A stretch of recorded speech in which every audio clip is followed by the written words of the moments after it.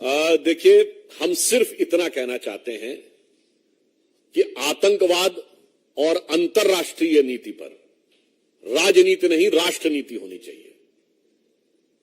आतंकवाद के विषय के ऊपर किंतु परंतु का स्कोप नहीं होना चाहिए। There should not be any scope of if and but, there should be clear, categorical and unequivocal, यानी वो स्पष्ट होना चाहिए, दो टूक होना चाहिए।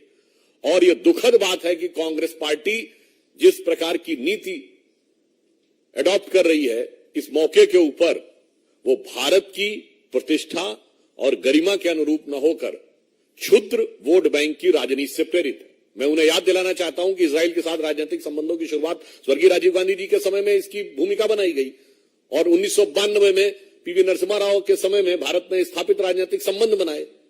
दुख की बात यह है कि वो अपने प्रस्ताव में भी कहीं आतंकवाद के हमले का उल्लेख नहीं करते हैं। क्यों दही जमा लेते हैं मुंह पर?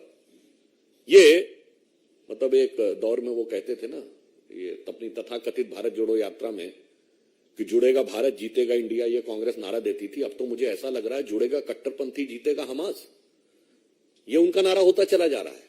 तो मेरा ये मानना है दुनिया में जितने भी देश हैं उन्होंने इन विषयों के ऊपर बहुत स्पष्ट क्लियर नीति रखी है। पक्ष हो या प्रतिपक्ष, उसमें कोई अंतर नहीं रहता है। इसलिए कांग्रेस जो कर रही है वो भारत की नीति के विरुद्ध है। और हम ये भी कहना चाहेंगे, मैं याद दिलाना चाहता हूं, 1995 में जिनेवा में अटल जी गए थे समर्थन करने के लिए, नेता प्रतिपक्ष होते हुए, और नरसिम्हा राव सरकार का पूरा समर्थन किया था। विदेश में जाके, घर में आके कश्मीर के मुद्दे के ऊपर हमारा भयंकर मतभेद था।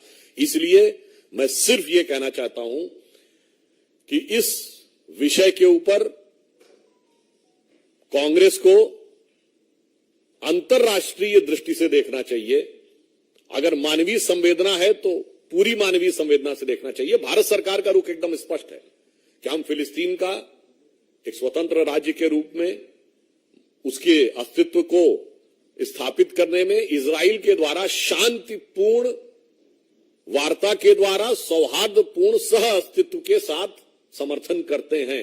अब जब न वार्ता हो, न शांतिपूर्ण हो, न सौहार्द हो, न सह अस्तित्व हो, तो इसमें कौन सी चीज उन्हें नजर आ रही है जो भारत सरकार की नीति के विरुद्ध है, यह उन्हें स्पष्ट करना चाहिए।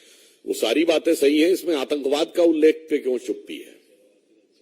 और उन्होंने दूसरे देश तो क्या, पहली बात तो इस देश के ऊपर इस मुद्दे पे मैं एक और बात आपसे पूछना चाहता हूं। इससे पहले आप बता सकते हैं कांग्रेस के किसी नेता ने आर्टिकल लिखा हो किसी अंतर्राष्ट्रीय समस्या पे? मुझे शोध करके बताइएगा कि इंटरनेशनल कॉन्फ्लिक्ट के ऊपर कांग्रेस के सीनियर मोस्ट लीडर ने पिछले हाल के वर्षों में कब आर्टिकल लिखा है। और ये तो भारत में कर चुके हैं। इसी के समकक्ष 26/11 हुआ था।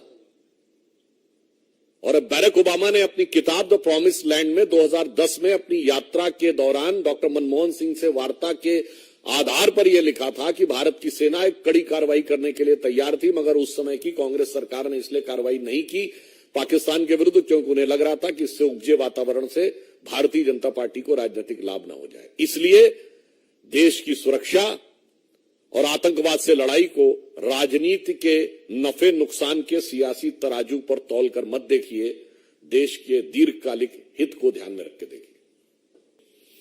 देखिए, मैं पुनः कह रहा हूं कि आतंकवाद को लेकर किसी भी प्रकार का किंतु परंतु राजनीतिक दलों में नहीं होना चाहिए। आतंकवाद पर राजनीति नहीं, राष्ट्रनीति होनी चाहिए। जांच की प्रक्रिया शुरू हुई है और उसके द्वारा यह बात सामने आएगी। परंतु मैं यह भी कहना चाहता हूं, आतंकवाद को किसी भी प्रकार का व्यवहारिक नहीं, नैतिक समर्थन देना भी, प्रत्यक्ष नहीं परोक्ष रूप से देना भी, किंतु परंतु कहकर देना भी, मेरे विचार से मानवता के लिए भी घातक है, राष्ट्र की सुरक्षा के लिए भी घातक और संवेदनशील है।